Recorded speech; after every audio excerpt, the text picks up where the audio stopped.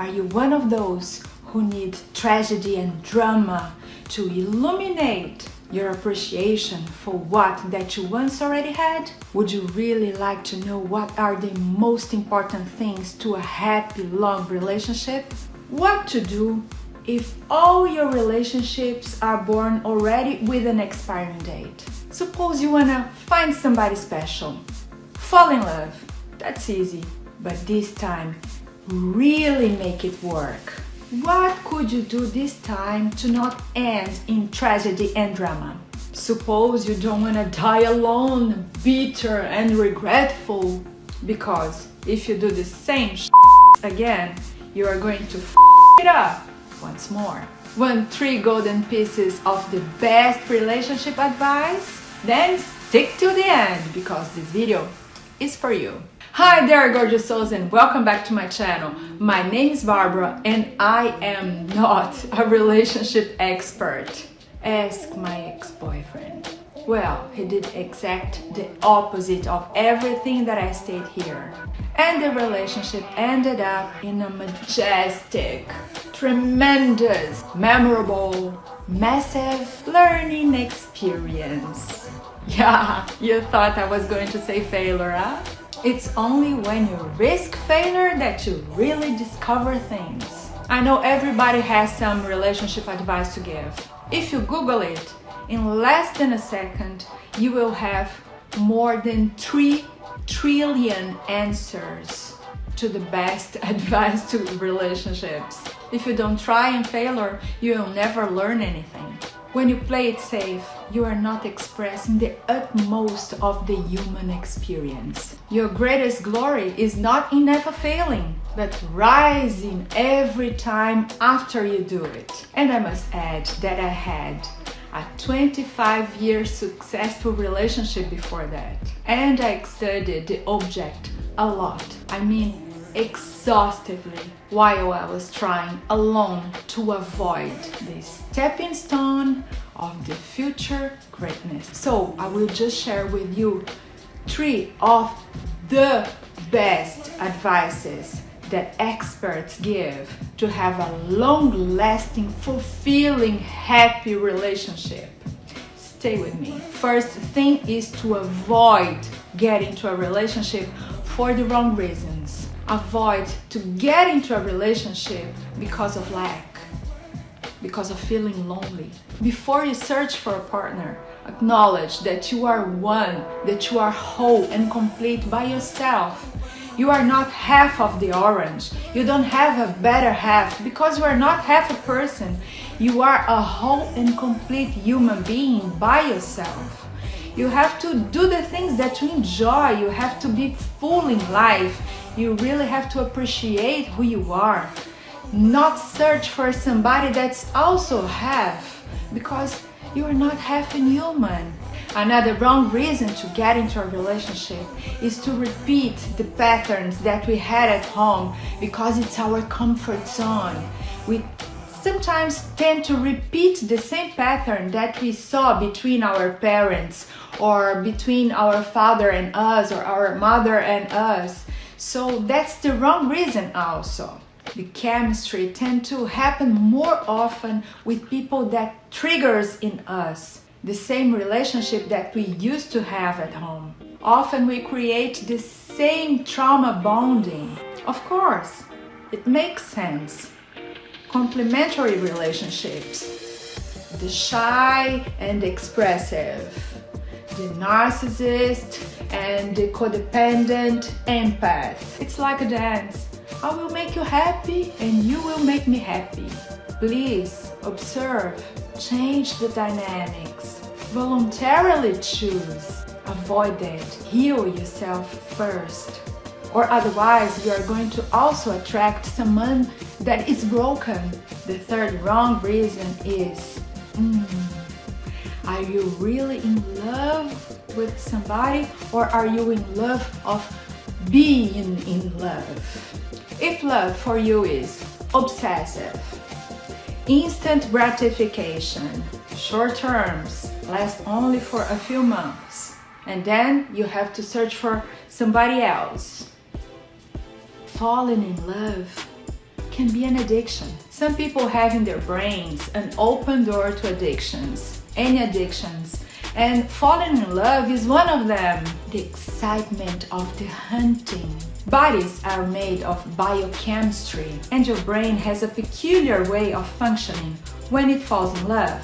Science is capable of giving meaning to love, which, although may sound less romantic than you imagine, can actually help you understand why you fall in love and why is it addictive. So that may be the reason why you are a serial lover, a Don Juan. Falling in love can activate in your brain the same areas when you are addicted to hard drugs. Makes you obsessive. It's a wonderful sensation. You feel alive. No wonder you want more and more and more. I get it. It's a lekker feeling, a delicious sensation. You want the next hit, and the next, and the next, and the next, and the next, and the next. So easy. People may feel a certain obsession with the object of attention. Because of the rise of that dopamine, the brain feels addicted to that person. It requires more of their presence because it makes us feel good, and we want this feeling to last as long as possible. At every beginning, there is a powerful chemistry going on. During the effect of the passion hormones, you may talk to each other for hours. It's never enough. You want more and more. It's typical of an obsession. At the first months, it's hard to sleep, to work, to do anything else. You just think of that person the whole day long. You both get addicted to each other. You send the most beautiful and intense declarations of love. You turn your world upside down. You can't resist one another. You cannot take your hands away from each other. It's like you both have a temporary dementia at the beginning. It's powerful. Falling in love has some symptoms. Sweating, your heart runs. Desire for physical contact and sex. Desire for reciprocity. Fear of being rejected. Repetitive thoughts about that person. Less concentration. Sometimes anxiety in the presence of this loved one. And it reduces the negative filters in your brains. You make an idealization of this other person, and obviously you ignore all the red flags. Yeah, sometimes he has these horrible mood swings. Sure, he has a record of epic bad endings in relationships, but he does something to me I just can't resist. All that is chemistry, my friend. The hormones are hijacking your brains, and this may last from 12 to 18 months. Love is what you build after the hormones fade. Do you think that falling in love is all that matters? Then, no. Falling in love is important. It's the first step, but it's just the beginning. It's halfway there, but it's not everything. Baby, don't hurt me no more. What is love? So the right definition of love is a good beginning. If it's painful, difficult, conditional, it's not love. This is control. If you say, I love you if you fill the gap, then that's not love. I love you if you do that to me, if you change in that way, if you love me back, that's not love. I feel love because I'm a loving person. I don't need to love you if you give me something back. Love is in me and not in what we do to each other. If you have to use anger and silence treatment to educate your partner, maybe you are a narcissist. Stop trying to fix your partner. Fix yourself first, and then you attract someone that's also whole and complete. Falling in love is half of the ingredients for a recipe for a long-term relationship. So what's love for you? So just like you may choose to exercise every day, to eat healthy every day, to avoid the bad things every single day, that's a choice. You can choose your belief systems, your thoughts, your feelings, your energy, your personal resonance. Well, all of that makes you. It's a choice. And so is love. No one falls in love by choice. It's by chance. No one stays in love by chance. It's by work. And no one falls out of love by chance. It's by choice. I love that quote. Let that quote sink. Love is an active, daily choice, and you have control of how you're feeling. When you wake up in the morning, if the first thing that you notice is a flaw in your partner, it's going to be hard to have a good day that day. You won't feel connected and in love for the rest of the day. But if when you wake up, you acknowledge something that you like in them and you admire, that will set the tone for the day.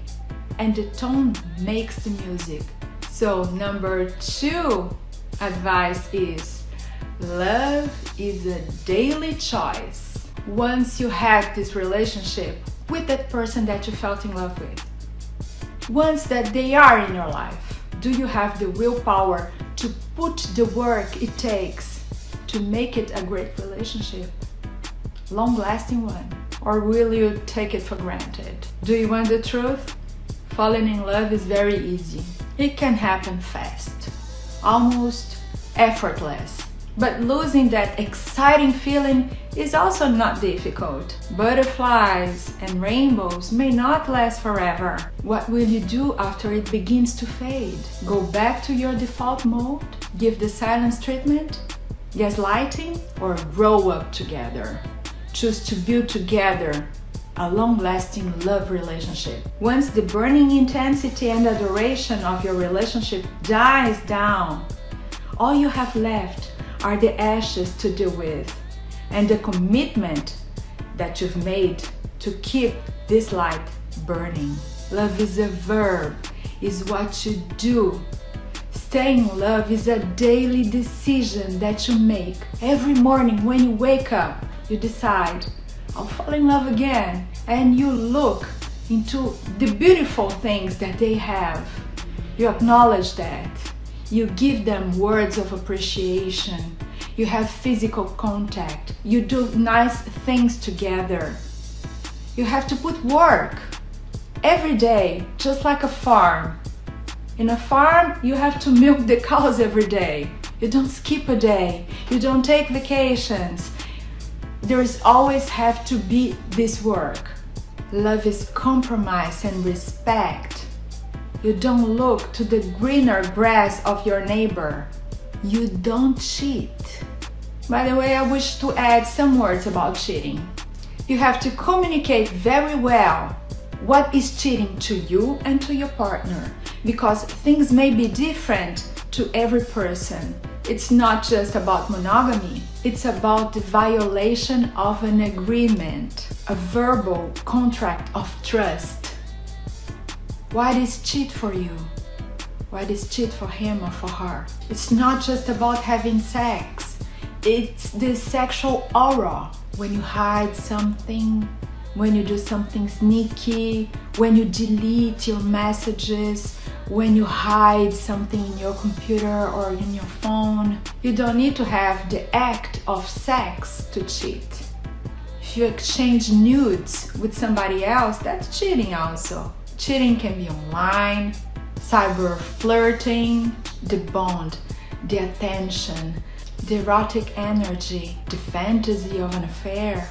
Cheat begins in your head with the desire. If you wish to hide something, pay attention if you're not already cheating in your thoughts, your energy, in your vibration. It doesn't matter how strong is the attraction, you can always control in how you act.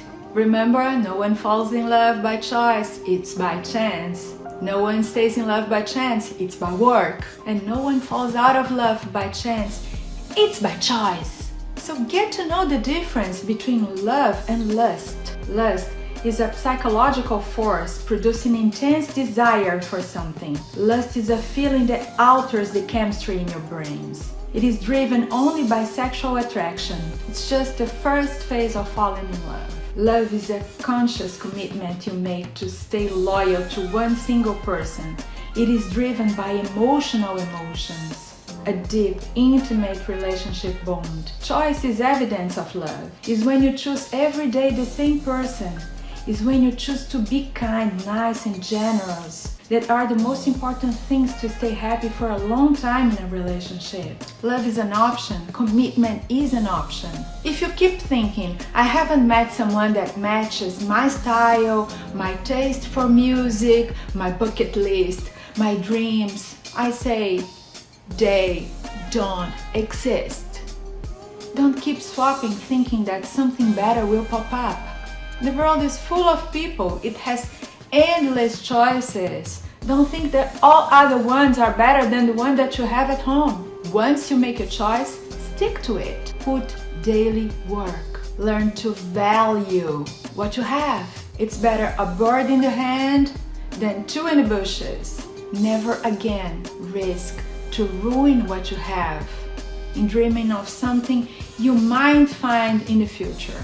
And I saved the best for last. Stop searching for Mr. Right. Instead of that, become Mrs. Right. Become a better person. Like attracts like. You attract that of what you are. You are energy manifesting, whether you know it and do it consciously or not. Let me explain that to you. There are many energy patterns that work in the world today. Forces surprisingly powerful but still hidden that have predictable and real results. For example, if you dial a phone number in your cell phone and then press the call button, the sequence of numbers will be routed through a satellite thousands of miles away to the appropriate receiver. Another phone will answer and the energy of your voice will be sent back and forth, also with your face on the screen if it's a video call, allowing you to have a clear conversation, even in a great distance from the other person. So you can also be energy calling that other person that you are searching. If you are a 10, you are going to attract also a 10. If you are a 9, you are going to attract a 9. Do you really think you are going to attract somebody better? Not working on yourself? You want to attract that amazing person. How is this person? But what will they get in return? The third advice is become the best version of yourself. Tune in the best energy. What can you bring to a relationship? Write a list of what you want in a relationship and become that person. Be a 10. How you think and how you feel. Broadcast an energy, an electromagnetic signature that attracts everything to your life. So become a better person. Spread love. Begin to love more yourself, your family, your sisters and brothers, your kids, your father, your mother, all your friends. Spread love. Bring your best to all your relationships. Exercise love to you and to others. Practice it. Open your heart and it will reflect back to you. Be honest and answer now. What are your feelings in the most hours of the day? What are you thinking about? Are you tuning in pandemics, in war, in sickness, in hate? Or are you tuning in love, in peace, in enlightenment and above? And when you have developed in yourself all those traits that you wish to have in that other person, and you feel ready and full and whole to attract your soulmate, I've made a sleeping meditation to call in your soulmate. When you are in bed and almost ready to sleep, put this meditation on and prepare yourself to sleep listening to it. You're going to impress your subconscious mind. It's another video that I've made that offers a guided meditation and affirmations to use the law of vibration to attract your soulmate. It's a self-hypnosis and mental programming to tune into love and attract your soulmate. Listen to it 21 nights in a row.